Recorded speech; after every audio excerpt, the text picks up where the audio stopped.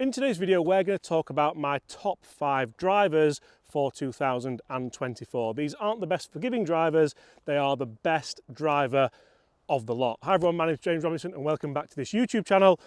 What do you think is in at number 5? Bobby, what's in number 5, do you think? You don't know, do you? I don't know. So I've put my head covers on all of them so we can hold the suspense a little bit longer.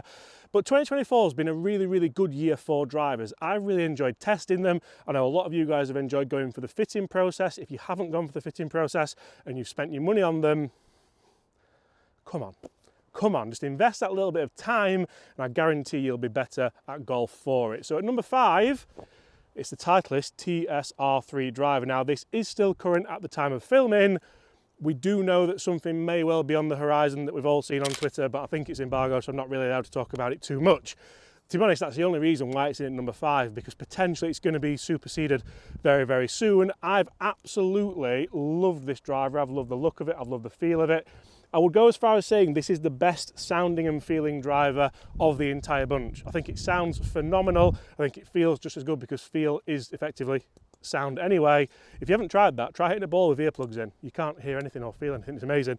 But I love the traditional looks of it compared to, say, some of the other drivers that are in this top 5. So that might give away a couple of them. But also, this is one of the most adjustable drivers on the market with this sure fit hosel. Titleist actually nailed this, I think, too soon. This has been around for like 10, 15 years, the sure fit hosel. So if you've got an older shaft from a Titleist driver and you want a new head, you can actually just buy the head because it's still the same as 10 years ago. But also it's got that military grade precision metals and it just looks really good. So that's it at number 5. It's a really interesting mix of drivers that we have in this video. So guys, make sure you comment below and let us know what would your best driver of the year be and what driver's in your bag currently, because,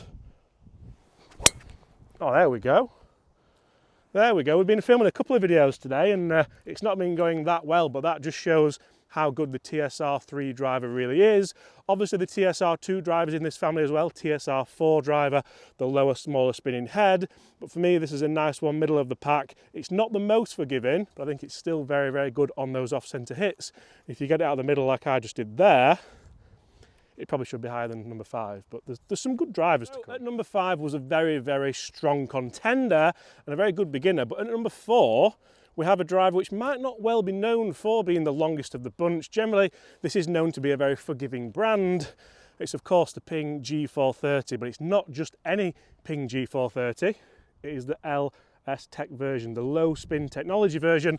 Now, I wouldn't have the G430 standard driver in any of my best 5 drivers because it sounds like a pig. It sounds awful. The reason for that is it doesn't have the carbon fly wrap. The LS Tech version does. This was a little bit more money actually. Oh, worried that I've unmarked that. No, I haven't. It comes off. That's wonderful. I hate seeing a mark on the crown of a driver there, but it is very nice and it sounds fantastic. I'm not a fan of the turbulators. I did have the 10K version of this in my top 5 forgiving drivers. I think that's spectacular. The fact that they've managed to put that carbon fly wrap on there, I feel like Ping actually rushed the G430 out there. I feel like they could have held on a little bit longer with the G425 because they couldn't get the carbon fly wrap on the standard version. For some reason, it just wouldn't match and it wouldn't give you the numbers. That's why they then released this year the 10K version, which is basically what the standard version should have been in my opinion. But the LS version, you can see we do have a movable weight in the back there as well. And it's just full of kind of technologies within the face. It's actually a wrapped face. No, it's actually a forged face. Again, to give you a little bit more ball speed on those off-center hits. So I think it looks really good. It's a nice colour combination. It's got really good shelf appeal still, even though this is now kind of 18 months old, but still current. And if we look down at the ball, Bobby, bring this in, because that, as a head shape, is absolutely spectacular, I think. I think it's got a really nice little edging on it with the yellow and white writing. It's got that butterfly effect, dragonfly effect. I always say butterfly effect, but that's a film, innit? That's a Travis Scott song. Is it a film as well? It could be. I think it's a film. But anyway, it's the dragonfly effect, and that's more internal, so that's designed for the acoustics to make it sound better and feel better.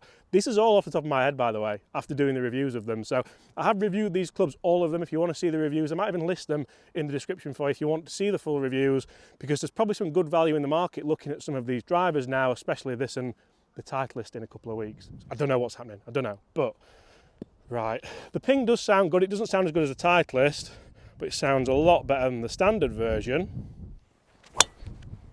And that's another one just down the fairway. You'll see these ball flights are quite low, and they're actually a nice low spin drive as well. So generally for me, I like all these drivers. These are all in my wheelhouse of what I would be fitted for, like 9 degree, a little bit lower spin, so you can launch it out there and get exactly what you want. That's at number 4. What's under the head cover for number 3? What do you think it is? I ain't got a clue. Yeah, I ain't got a clue. So this might be the biggest shock of all. So we're in at number 3 now, and it's not a TaylorMade, it's not a Callaway, it's not a Cobra, therefore what can it be? It is, of course, the PXG 0311 Black Ops -1 driver. So this isn't the standard 0311 Black Ops, it is of course a lower spin, smaller head. I love this driver, I think it's fantastic. The standard Black Ops version rated really highly in my list of forgiving drivers for mid to high handicappers.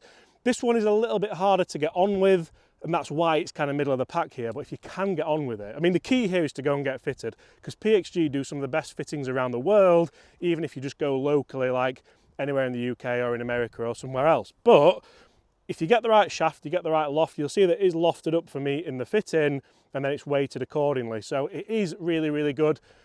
I actually bag the other one because it's just that little bit more forgiving. I can hit some of my best drives ever with this club. Bobby, you've seen other ones, haven't you? Similar to mine. Yeah, also some of the worst drives we can hit as well. So really, really enjoy it. If we look down at the ball, excuse the ball we are using because we had it in the bag, didn't we, Bobby, from a recent video. But that head shape, I would love to be able to use this driver all the time. It's exactly the same as the standard Black Ops version, it's just smaller, so it's kind of less elongated at the back. We still have a weighting at the back here. You can see that is the heavier weight because it's got the colours in the screws there, and then we do have 2 other weights here. So you could make it even less forgiving if you wanted and get some heavier weights up front to drag the CG forward, but I'm a really big fan of this driver, big fan of the multi-material design. So we've got carbon on the bottom, we've got carbon on the top there, and then we've also got a little bit of a different kind of crown, you could say, or a crown, would you call that? I think so. I think so. I think that's the crown. I don't know what you call that, a leading crown maybe or something like that. But it feels good, it sounds good. If I can hit a good one here into this wind, you can tell my hood's getting a little bit blown away. It's making me nervous about hitting this one, but really, really enjoyable driver. And I think if I hit a shot like this, yes, that's this drive that kind of puts the cat amongst the pigeons, because that's the one where you're like, you know what, I don't need forgiveness, I don't need anything, I just need this. And that's where, again, I do these videos and I'm like, you know what, I could kind of put this one here and I could put that one there and I could move them all around. But that's at number 3. The top 2 might surprise you. It might not, but it might. Number 2. Number 2 features a different head cover as well. Now, if you do watch my channel a lot, you will know this is the head cover of a certain accomplice of mine. I'd say friend, but I don't think he has friends, does he? Like, at all. Like, you've got to know him. Like, anyway, so Chris has this driver in the bag, and it's, of course, the TaylorMade Qi10 LS driver. Now, I've tested all of the TaylorMade drivers. Bobby actually got fitted for the standard version, the Qi10. It wasn't the Max, was it? It was the normal one. And I'm a huge fan of this. I love the Infinity Crown. That Infinity Crown is one of the best looking crowns in the world. That's actually carbon. So if you get really close in there and you see Bobby's reflection of those luscious locks, you will see that there's a carbon weave there, and that to make that good looking but also that traditional looking is no mean feat, and I think you have to take your hat off to TaylorMade for that. It obviously features the carbon face, which is the massive talking point. It actually matches my jumper really well. It's like a royal blue, isn't it? We actually saw the My TaylorMade drivers in PGA Tour Superstore in America. I thought they looked fantastic. I know it's just because it's different and we've all seen the blue-faced version, but to have the different coloured faces, like we saw a stealthed out version all black and it looks spectacular. That shouldn't be why you buy a driver, but I think if you can get fitted into a driver and then you get one that looks a little bit nicer to you, then potentially that's going to be nice. But we have the inertia generator, which works alongside this axis here. We also have a movable weight that you can put in a drawer or fade setting at the front behind the through slot speed pocket, which is designed for what, Bobby? If you don't know this by now after working behind that camera. It's designed for what? I'm asking you. What's it called again? The speed pocket. Designed for ball speed. On what? Drives. Low face hits. Come on, Bobby. Come on, you're better than this. You're better than... What do you think it's going to be? Anyway, we also have twist face as well, but we don't actually have that on there anymore because TaylorMade don't feel the need to advertise it on there, which I think is quite cool. Like, you know, rather than be like an F1 driver with like what I'm kind of getting like, but anyway, right.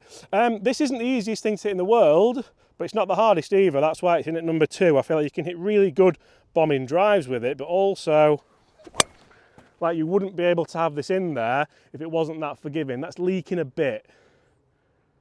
Oh, I don't know. That's took a bad bounce. That wasn't the best drive, but really, really enjoyable. It actually doesn't sound like a carbon driver, No. which is the biggest aspect. And Bobby can back that up as well, because in the fitting, you almost got fitted for one of these, didn't you? But the juice wasn't worth the squeeze kind of thing. Like the bad shots weren't quite as good as like forgiving. But if you are a baller and you can hit the middle of the face more often than not, I think this is the driver for you. That's in at number 2. What do we think is at number 1? Did you just call Chris a baller? I don't say hit it well, did I?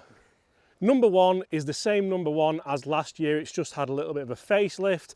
I think Callaway are doing amazing things with their drivers.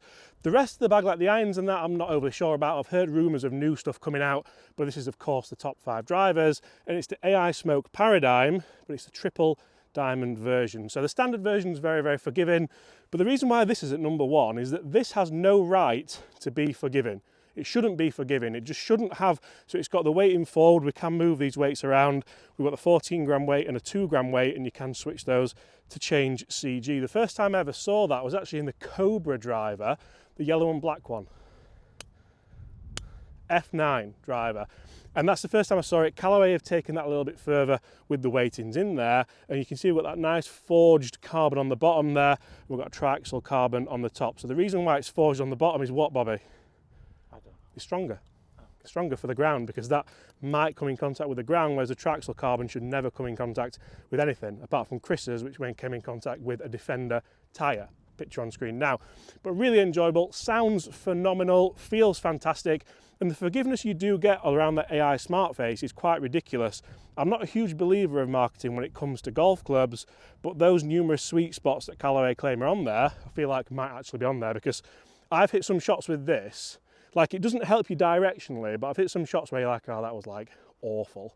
And then I've seen Chris, pardon? You did it well in Wales. I did it very well in Wales, didn't I? But I've also seen Chris bomb one on the same hole, and I'm not that far behind him. So that makes me think this driver isn't just like a really cool low spin driver, it's actually a little bit forgiving as well. So, without any further ado, Bobby, let's send this one straight down that par 5 fairway, and I'll thank you all for watching.